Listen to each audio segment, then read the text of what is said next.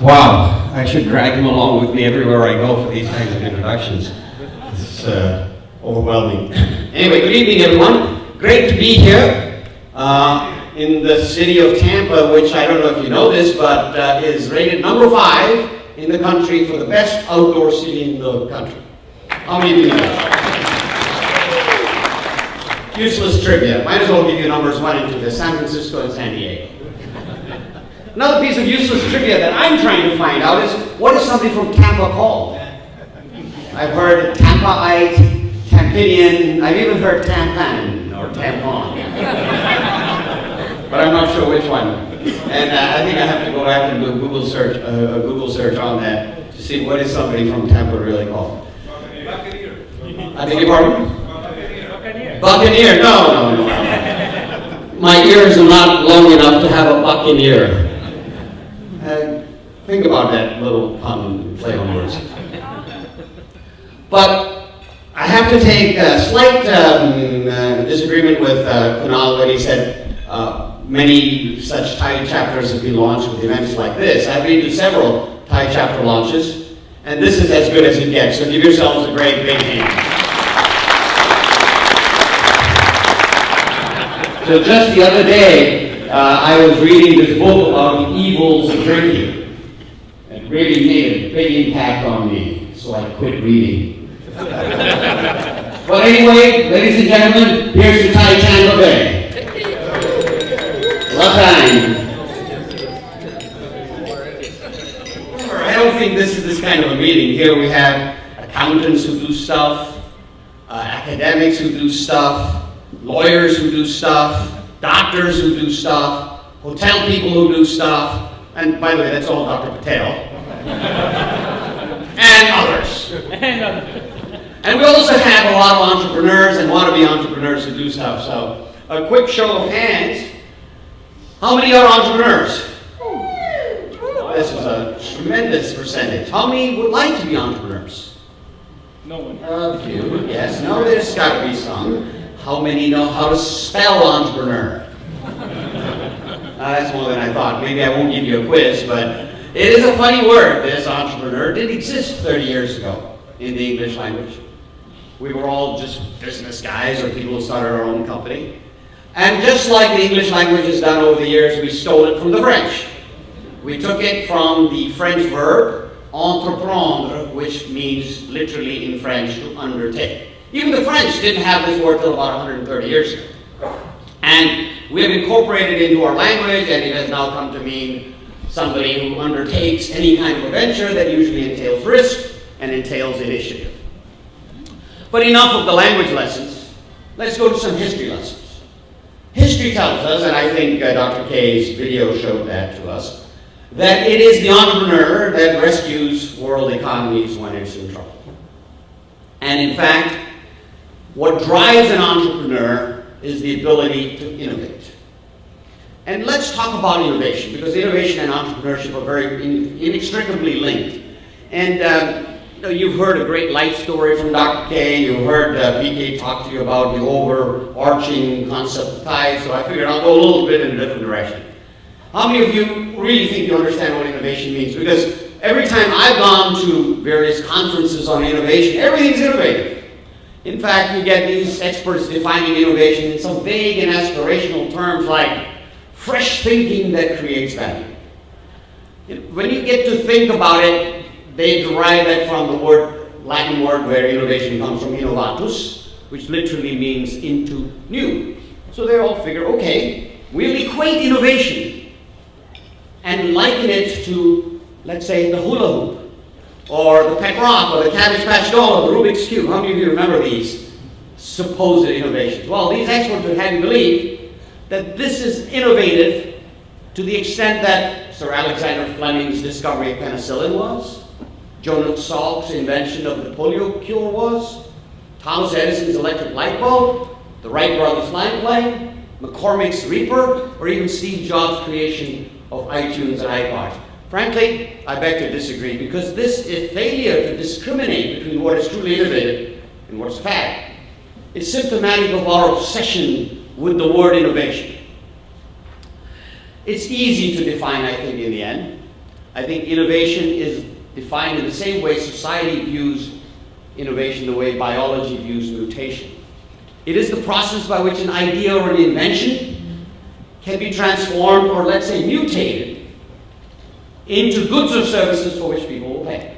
And beyond that, you can even go to innovative things that are in the arts, where people don't pay in terms of real money, but they pay in terms of psychic payments. How does one go about innovating? Well, time for a story. You ready for a story? It's getting late. Actually, I'm the last thing standing between you and the bar, so I better hurry up with it. There was this church, and they were in need of a bell ringer. So the priest advertised for the bell ringer. And the ad was answered by a man with no hands.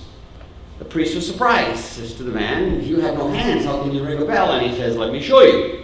Climbs to the top of the tower, takes a running start, leaps into the air, and hits the bell with his head, producing the most beautiful sound the priest has ever heard. Unfortunately, it knocks him out. He drops to the ground dead. Stunned onlookers rush up to the priest and say, "Hey, who is this guy? You know him?" The priest answers, "Not sure, but his face sure rings a bell." Now, we laugh at the end of a joke and not at the start. Why is that? Well, at the start of a joke, we lack context.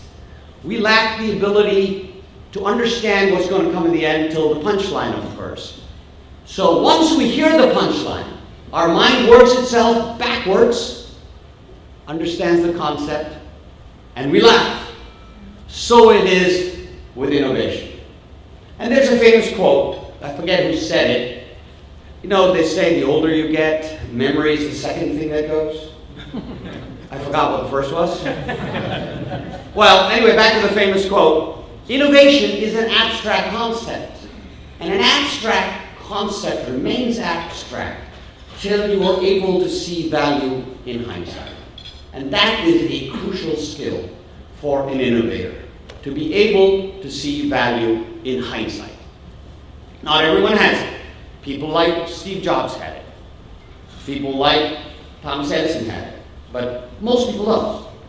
Innovation is not an invention, but it could be. Innovation is not an idea, a brilliant spark, an epiphany, a flash of genius, but it could be. Innovation is not always unpredictable and random, but it could be. And innovation is not always spin on a new product, but it could be, such as iTunes was, which was a spin on Napster. It was innovative. All of this, innovation is the catalyst for entrepreneurship. True innovation is what drives people to change the world, as we have talked about earlier. In fact, without the light bulb to the electric car, the internal combustion engine to the flying machine, the integrated circuit to the mobile phone, and the summit to the Sonata, our world would be very different indeed. And it is this innovation that is the lifeblood, fundamental underpinning of entrepreneurship. Entrepreneurs, they innovate. It's as fundamental to our universe as Newton's 3 laws. We start businesses that energize innovation, create jobs, create wealth, and grow economies. But ideas alone are not enough. Because not everyone is or can be an entrepreneur. And here is, again, just like Peter had his worldwide anecdotal research, I have mine. I believe that to be an entrepreneur, you have to have what I call the risk gene. And it's really not a gene because you don't inherit it. It is a virus. And it randomly infects people across the globe. And my anecdotal research says it's between 3 and 4% of the world. And it is agnostic to religion, to faith, to color, to gender, to ethnicity, to language. It infects people anywhere, any place, and anyone. And I'm a good example of that. If you look at my family, I have 2 brothers. They're both brilliant, far more brilliant than most people in this room other than maybe Dr. K and Co. One of them is a doctor curing diabetes, and the other one's a PhD in AI with 2 PhDs. But they both drive 55 miles an hour on the highway, not 56. Me, I have 2 radar detectors in my car, one for the front, one for the back, just in case. In fact, Karen was telling me it takes him 2 hours to get here from Orlando. Me, probably an hour. But that's the case. It's a random virus that infects people like peanut butter on toast across cultures, across countries. And what happens is it creates in the individual the urge to create without the fear of failure. In fact, when that question was asked of Dr. K, both Pat and I said, the man doesn't fear anything before he answered it. Because that's what drives an entrepreneur. It's the lack of fear of failure and the ability to get up after you've failed once. And the only thing that can change it is government and environment. Government, and we'll talk a little bit about that later, about regulations, corruption, crony capitalism, all of those other factors, and the institutions that facilitate or suppress entrepreneurial desire and zeal and culture. Case in point is India in 1991, a country that almost went bankrupt. India was not cool back in 1991. And it caused the government, two fairly wise people, Ashok Rao and Manmohan Singh, to understand that if they didn't do anything, the country would go bankrupt. So they loosened up the rules somewhat. Not enough, but somewhat. Unleashed the entrepreneurial spirit and caused the whole turnaround to start to occur. And now India is cool. And about the same time, and I won't spend too much time about this, we had TiE come into being in 1992. There's 5 or 6, I call them Indian givers. Come on, guys, it's supposed to be a joke. They came back, they were Indian. But for what they started in Silicon Valley, it has grown way, way past that. It's no longer anything to do with India and the US. It is to do with 17 different countries. And it is to do about mentoring youngsters and old people, because you're never too old to start a business. You're never too old to allow your entrepreneurial desire to come breaking through. And we have 3 objectives. Simply put, is to foster entrepreneurship as an ecosystem for wealth creation and job creation. Mentor aspiring entrepreneurs, not just young, they're aspiring. They could be very old, they could be very young. And to educate and network. And this whole meeting we're having today is one of those examples of providing networking opportunities.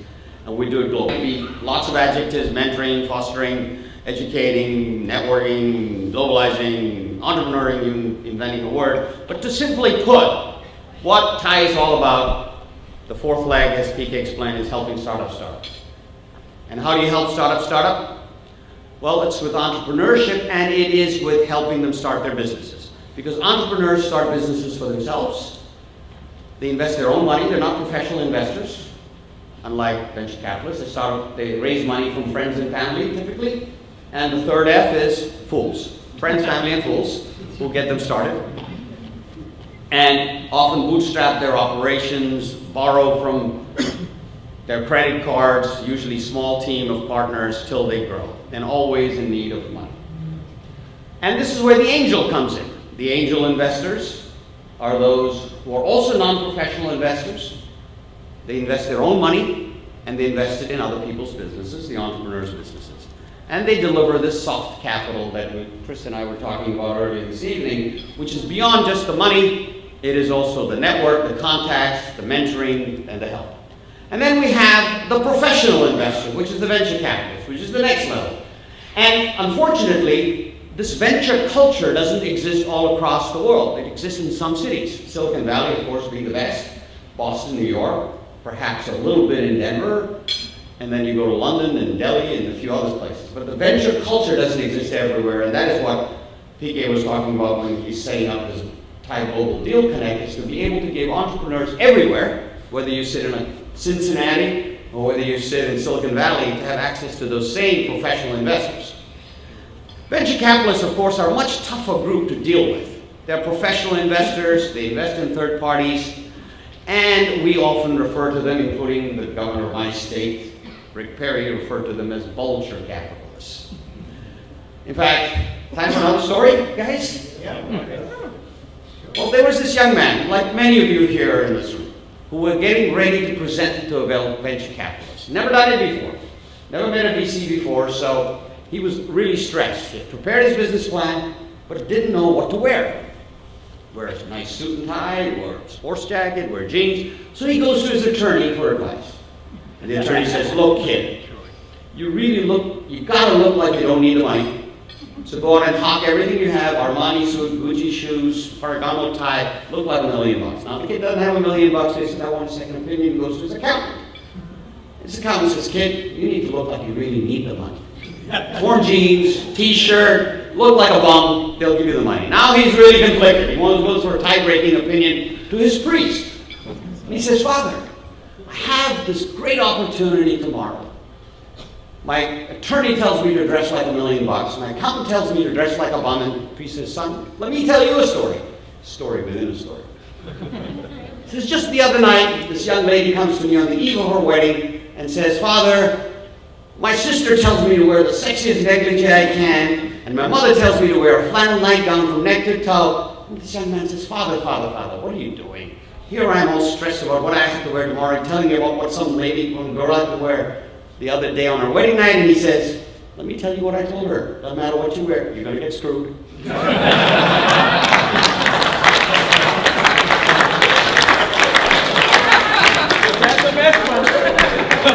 Well, that's dealing with venture capitalists can often result in that outcome. But they do have lots of money, and really the interesting thing is that the venture community in the United States invests about $33 billion a year, even now. This is 2010. 11 we don't have yet. 2010 statistics, which was not a great year for startups. $33 billion of VC money went into startups in the United States, and another $25 billion of angel money. So about $60 billion a year of professional investment money is going in to fuel the startup world of the United States, which is why this is the most entrepreneurial country in the world. It's not the most entrepreneur-friendly country in the world, but it's the most entrepreneurial country in the world. So if we look at the investor's view, and I was asked to just quickly talk about the investor's view, it is the roll of the dice, because where do we invest, how much, who with, all of these are questions. So it's important to know the track record of the founder of the team, but if it's a real ranked startup, there is no track record. And often you have to go with your gut. What's the product? Is there any long-lasting intellectual property? These are all questions that an investor has to look at. And you get better at it the more mistakes you make. Unfortunately, you have to make the mistakes to get better at it sometimes. And the market. And what's the exit opportunity? And this is very important, particularly in countries that have questionable methods of exit, because not every country has completely open, free, and liquid exit opportunities that exist like in the United States. The investor's paradox is oftentimes the heart versus the head. I'll tell you, most of my mistakes have come from investing in people I've liked. Because you really feel good about what they're trying to do, you feel good about that individual, and you go with your heart and you don't go with your head, because your head gets in the way all the time. And the other thing to do, and this is a good example of what we saw from Dr. K, he stayed in the area he knew, healthcare. So if you stay in the area you know, you have a better chance of making decent decisions. Avoid the stampede, because dumb money always follows smart money. Going in and coming out. So dumb money is the last to go in and the last to come out. And it's always too late. And don't get too greedy, stay involved, help, all this stuff. This is what TiE does very well. So why, if we talk about this entrepreneurial virus, is the level of entrepreneurship different in different countries, in different cultures, in different regions, in different genders? And the answer is twofold. One is government and the institutions they create, and two is culture and traditions that exist in those particular milieux. As much as the man he supports likes to say, make it a free economy, Mr. Romney's wrong, because local institutions matter. You just can't leave it up to the dogs to run the dog pound. You need institutions such as rules and regulations that FASB and the SEC set up, the oversight they provide, to provide financial reporting and honesty and openness and transparency in business operations. You also need exit opportunities that only free, open, and liquid markets can provide. You also need the ability to enforce contracts and to get redress from the courts when the contracts are violated. You need to be able to protect your IP. And you need the protection of the courts and the police. This is the very fertilizer in which businesses can thrive and grow. Without strong local institutions, no amount of free market activity can work. But the paradox then comes, is once you have these local institutions in place to safeguard your assets, your IP, and your processes for operation, the government needs to get the hell out of the way.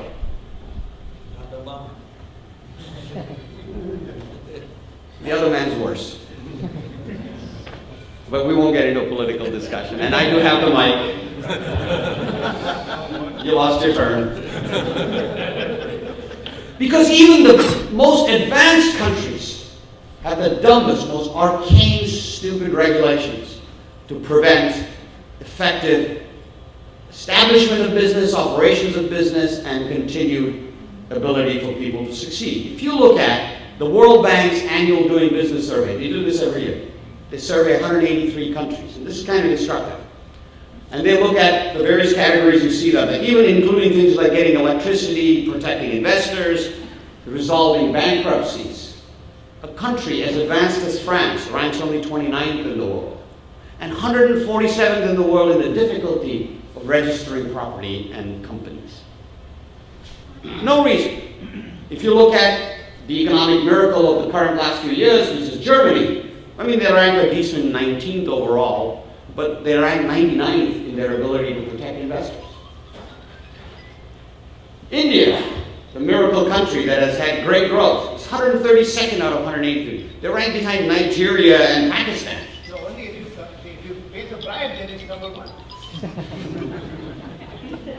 The problem you have is even if you look at resolving bankruptcies, they're ranking 128th, and in enforcing contracts, 182nd out of 183. Only Chad, hanging Chad, ranks below India in the ability to enforce contracts. So you see that India is succeeding in spite of its government and in spite of itself because of the entrepreneurial zeal of some of its people. The United States ranks fourth, not too bad, and the most entrepreneur-friendly country in the world is Singapore. Now the question is, it's the most entrepreneur-friendly country in the world, but it is not the most entrepreneurial. And why is that? Well, it's the culture and the traditions of Singapore, like most of Asia and Western Europe, where safe and stable careers are celebrated and failure is excoriated. It's a disgrace to fail. In fact, Stanford University did a survey of like 150 countries around the world, and the United States ranked very well in the lack of disgrace of failure. The worst was Finland, and countries like Singapore and India were very high, where failure was excoriated. It's part of our millennial feudal culture, and it suppresses entrepreneurial desire. So young people who are entrepreneurially inclined, who live in these cultures and want to become entrepreneurs, suppress it, go work for a Siemens or an SAP or a Reliance, and live their life like caged animals, unfortunately. But in the end, if an entrepreneur is really wanting to start a business and take that risk, the final act of preparing to act is to act and to go do it. Sometimes it means bringing a bride, but hopefully most of the time it doesn't. So as long as you have more time on your hands than money, go spend your time. And spend it where you can to create the opportunities for yourself. And you fail, you fail. Easy to say, hard to do, but don't be afraid to take a risk. And don't be afraid to fail. Because in the end, we know that whenever the world has been in trouble, it's been the entrepreneur that's come to the rescue. These are legends we talk about. After the Industrial Revolution, which came on the heels of the Civil War, when world economies were in doldrums, it took an Edison, a McCormick, a Carnegie, Alexander Graham Bell, the Wright brothers, Henry Ford, to turn the world on its ear, change the way we live. Think about it. Every single one of these people started their business in the equivalent of a garage. The Wright brothers in their bicycle shop, Henry Ford, well, in those days there were no cars, so there were no real garages, but in his barn. And what are they today? Every single one of these is a Fortune 50 company, giant company. So it doesn't mean that an entrepreneur equals small. An entrepreneur starts small and have now become companies that really define the world, that have changed the way we live. Think about what happened after World War II. World was again in doldrums. And these are legends in their own time. People like Steve Jobs and Bill Gates, and Bill Noyes and Andy Grove, and Ray Kroc, various, Sergey Brin as well, and Larry Page at Google, changed the way we live, changed the way we think, changed the way we behave, and saved the world again. And once again, if you think about what's been happening in the early 21st century, these entrepreneurs, legends in their own time, legends in the making, people like Zuckerberg and Dorsey and Elon Musk, my favorite is Elon Musk with his electric car, are changing the way we think, live, and entertain ourselves, and arguably even have changed the face of the Arab world with the Arab Spring. They were very much parts of the component of the way the Arab Spring worked. So it's all, with all due respect to any of the leaders, and I said this the other day at the UN, where we had the Global Indian meeting, to all our worldwide leaders and politicians and policymakers and bureaucrats, instead of top-down unwieldy programs, just get the hell out of the way, remove the impediments, and stop making it so difficult, and free your entrepreneurs, and let them save the world. So some of the lessons that I personally learned along the way, because I don't like to talk about myself, there's enough other the show talked about it. One of the biggest things you learn is that to be an entrepreneur, every heartbeat is euphoria to terror and back to euphoria again. One instant you're euphoric about something that happened, and the next you know you can't make payroll and you're terror-stricken. So these are certain, what we call commandments. I call them commandments for business, but there was an employee of mine who used to gather around, just write down some of the stupid things I'd say. And so he published a book, actually, a little pamphlet, and he called it Ashokism. So here are just a sampling of the Ashokisms. The first one is care passionately. Care about your employees, care about your investors, care about your customers. Easy to say, hard to do. And everybody says it. But while you care passionately, you have to be intellectually ruthless. It's a paradox. Caring and being ruthless. And what does that mean? Well, good example. Let me do it by illustratively. I had a CFO who joined me when we were 8 people. And we grew business from 0 to 20 to 50 million, 100 million. And by the time the company got to 100 million, it was clear to everybody but me that the job had gotten too big for it. But this was my brother. It worked with me 80 hours a week from when we were 0. And we reached 100 million. Now what do? Should have done the intellectually ruthless thing. I didn't. But that's what I mean. There comes a time maybe for the benefit of the entire organization, you have to be a little intellectually ruthless and make some decisions. The next. Delegate everything. As you grow, as your company starts to grow, you can't do everything. So delegate. Delegate as much as you can, but never delegate success. That is, stay involved in those bits and pieces that are fundamental to your existence. Don't walk away. By delegating doesn't mean walking away. Track your mistakes, not your successes. I kept a list of the 10 worst mistakes I ever made. And you know the tragedy about that list was? It changed. That means I kept making mistakes that were worse than number 10 and number 9 that they snuck into my list. But I kept it in writing. 10 worst mistakes I ever made. So you learn from your mistakes. The only thing is, it's okay to make a mistake, just don't make the same one time and time and over again. The best deals are made at the point of indifference. If one party's screwing the other, you're not going to get a good deal long term. A deal delayed is a deal betrayed. I think there was a good example in the earlier speech. If a great deal comes along, take it. Don't try to maximize it. This goes back to my stockbroker friend who tells me, you'll never lose money on a stock if you sell at a profit. Think about it. How many times have we not sold at a profit and lost on the stock when we've tried to hit the max? It's so important, not just to entrepreneurs, to everybody. Learn to speak, learn to communicate, learn to write. The art of writing has been lost because of all of these techniques we now use with the abbreviations and the Twitter and instant messaging and social networking. But the art of a good letter is still well remembered. And speaking. Do you know the fear of speaking to groups is the number one most feared item for most of humanity. The Book of Lists puts the fear of death at number 7. Fear of speaking is number 1. Fear of financial failure, number 2. You know what 3 and 4 are? Spiders and snakes. But fear of death is number 7. Fear of speaking. So learn how to speak well. Communicate well. Get rid of verbal barriers. Hire trust. Back when we were younger, we hired bigger, meaner, stronger, faster, leaner, meaning people who were well equipped with their resumes, who had great backgrounds. But in the end, it's the trust factor that kills you.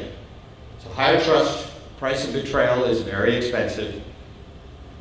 This next one is one that I wish I had trademarked because Marshall Goldsmith wrote a best-selling book about it about 4 years ago.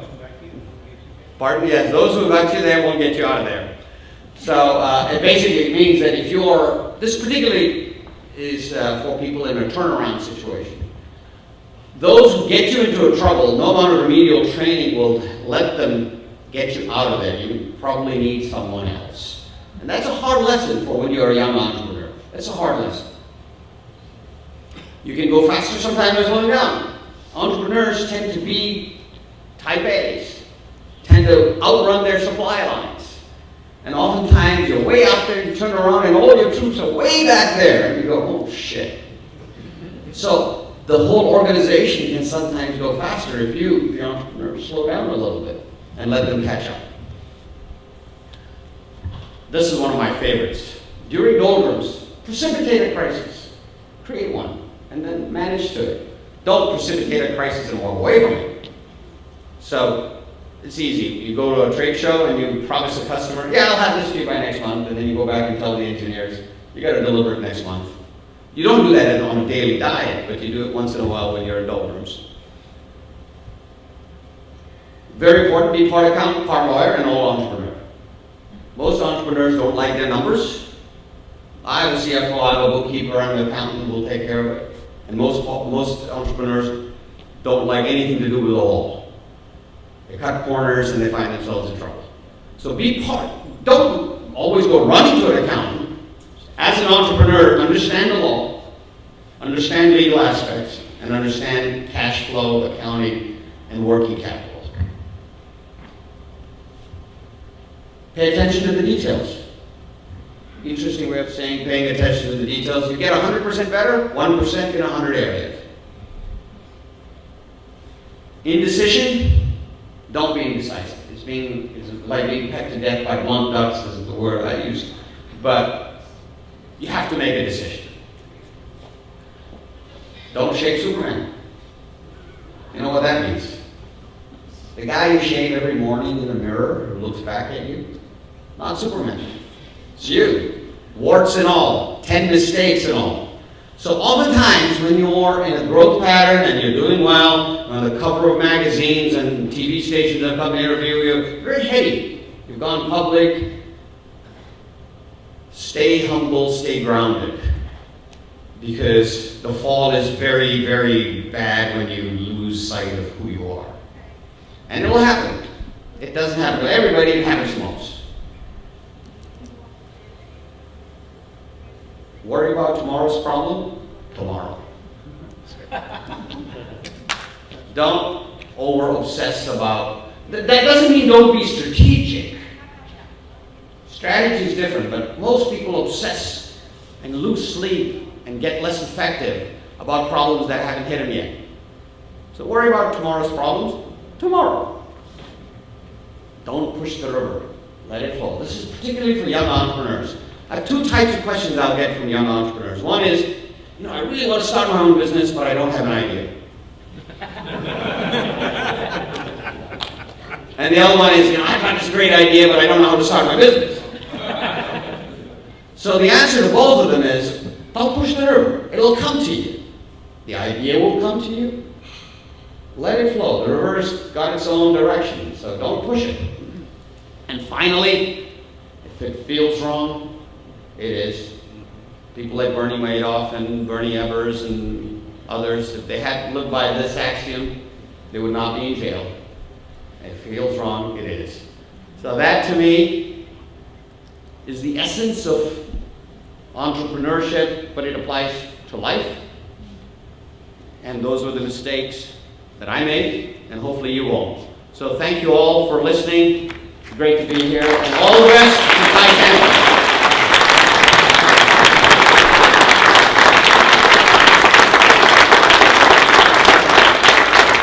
Thank you all. Thank you.